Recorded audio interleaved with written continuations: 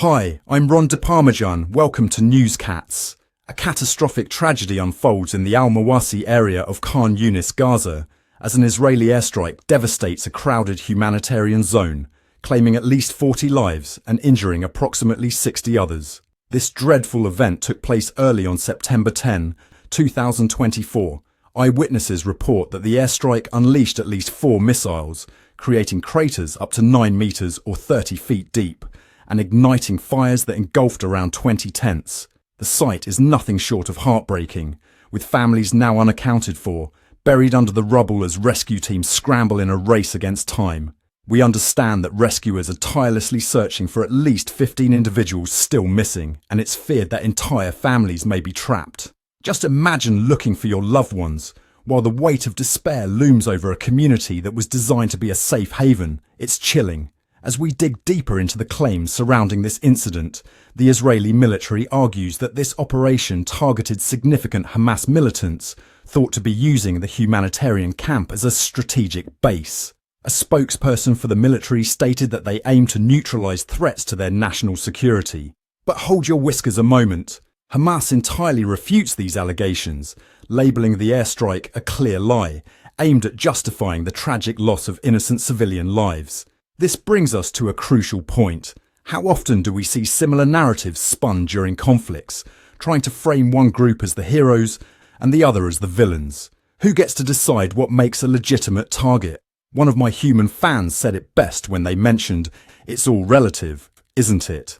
The complexities of conflict. The need for clarity on such matters is critical, especially amidst the suffering of innocent people. Moving on to the international reactions that have erupted since this grim event, voices from around the world are condemning the airstrike, labelling it a potential war crime. Notably, Turkey's foreign ministry called it a massacre, urging greater accountability from the international community. Organisations like the International Red Cross and Amnesty International have also stepped in, highlighting the dangers of civilian casualties during military operations and emphasising the pressing need for a ceasefire. It raises profound concerns about civilian safety during warfare. What does it mean for humanity when the very essence of life is disregarded in the pursuit of conflict? We must continue to shine a light on such issues, urging those in power to consider humanitarian laws and their repercussions on innocent lives. Let's not overlook the context in which this tragic airstrike occurred. The Al-Mawasi region had been designated as a humanitarian zone. This area was intended as a desperate refuge for families fleeing ongoing violence. Now it has tragically transformed into a site of heartbreaking loss. Understand that this backstory emphasizes the deep humanitarian crises facing Gaza. With military operations unfolding in densely populated areas, one has to question the ethics of such tactics. Military strategies must evolve to prioritize the lives of innocent civilians. It is essential to recognize the ongoing plight of those affected by these conflicts. Families, once seeking solace, have found themselves amidst horror, and these circumstances demand our unyielding compassion. As we meow ahead, we cannot ignore the potential implications of this incident. The airstrike could escalate tensions not only between Israel and Hamas, but also ripple through international relations, especially among advocates for Palestinian rights.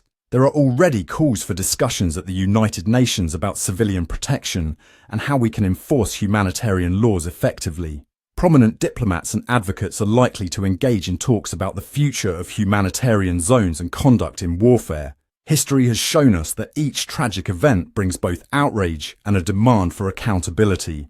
The world must act, after all.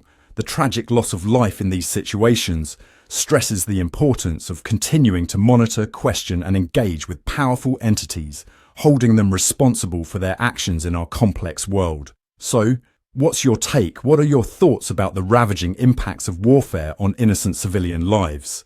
Is there ever a justification for actions like these? Or is the ongoing narrative merely a sad chapter in the long history of conflict?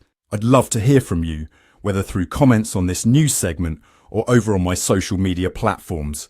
Let's stay vigilant and seek to understand the complexities, explore tough questions together, and just maybe spark some dialogue that leads to urgency for compassion and protections in humanitarian crises. Meow! Stay with us for ongoing coverage. I'm Ron DeParmesan, and this has been another Newscat special report. Meow!